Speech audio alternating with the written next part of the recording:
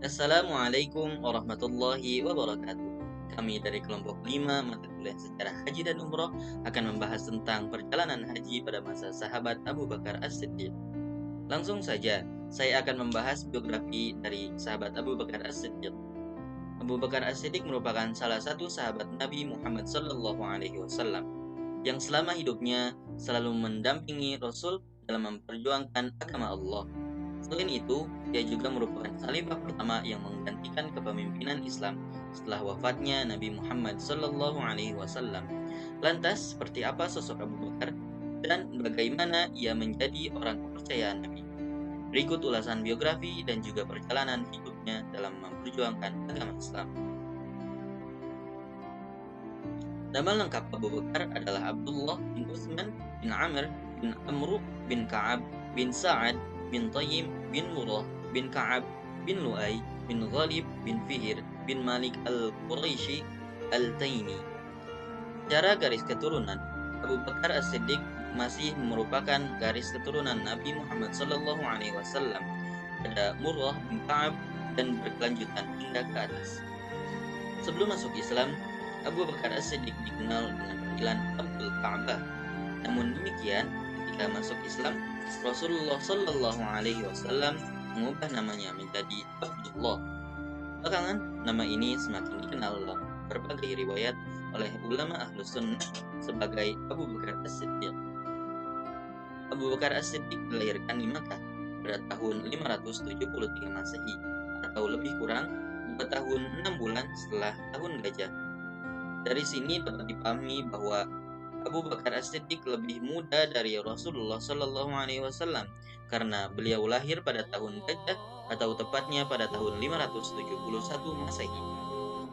Ibu Abu Bakar As-Siddiq bernama Salma binti Sakhar bin Amir bin Ka'ab bin Sa'ad bin Tayyim bin Murrah. Ia digelari dengan Ummu Al-Khair, sedangkan bapaknya adalah Utsman bin Amir yang masuk Islam pada peristiwa Fathu Makkah atau penaklukan kota Makkah. Abu Bakar As-Siddiq menikah dengan 2 orang istri ketika ia masih di Makkah. Mereka adalah Fatilah binti Al-Azi dan Ummu Ramman binti Amir bin Ubaimar.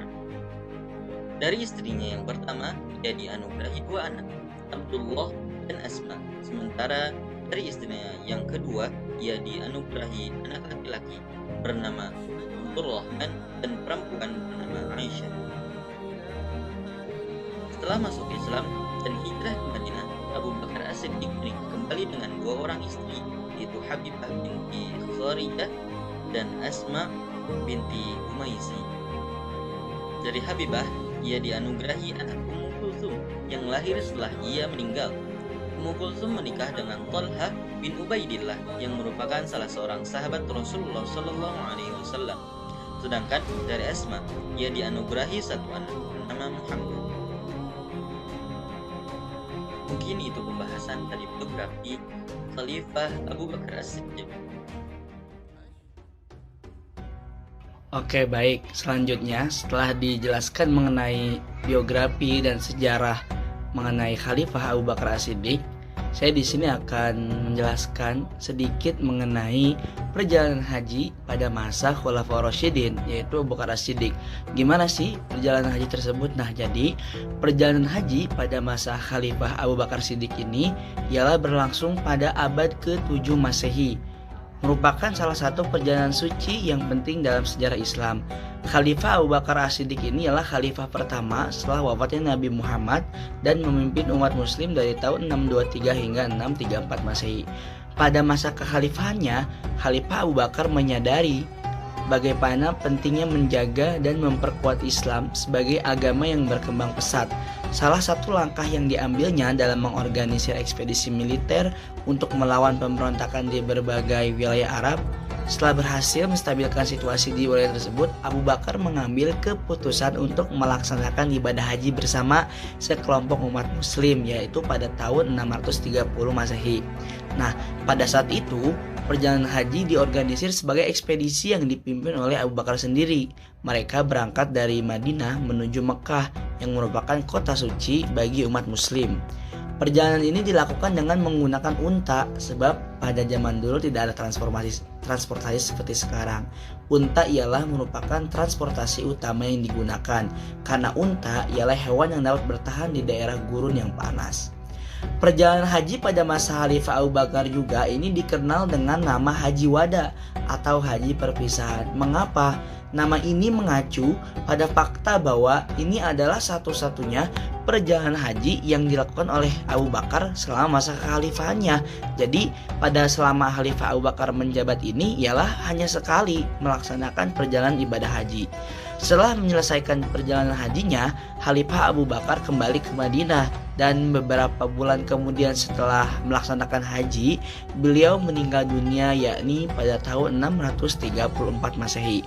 Perjalanan haji pada masa Khalifah Abu Bakar Siddiq ini memiliki makna dan nilai sejarah yang penting dalam Islam.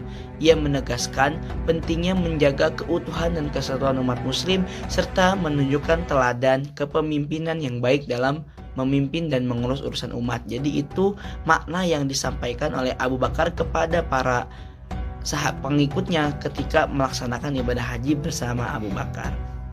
Selanjutnya akan dibahas oleh teman saya. Perjalanan haji pada masa Abu Bakar yang merupakan periode awal Islam memiliki beberapa kelebihan yang dapat disoroti. Yang pertama, keaslian dan keteladannya. Pada masa Abu Bakar, perjalanan haji masih dalam tahap awal dan ini mencerminkan keaslian serta keteladanan dalam melaksanakan ibadah haji. Para jamaah haji pada saat itu dapat melihat dan mengikuti teladan langsung dari Abu Bakar sebagai khalifah dan sahabat terdekat Nabi Muhammad SAW. Hal ini memberikan pengalaman yang sangat berharga dan mendalam bagi mereka. Nah, yang kedua, kerukunan dan kesederhanaan. Pada masa Abu Bakar, umat Islam yang melaksanakan haji datang dari berbagai latar belakang sosial dan budaya. Namun, mereka bersatu dalam tujuan yang sama, yaitu beribadah kepada Allah Subhanahu wa taala.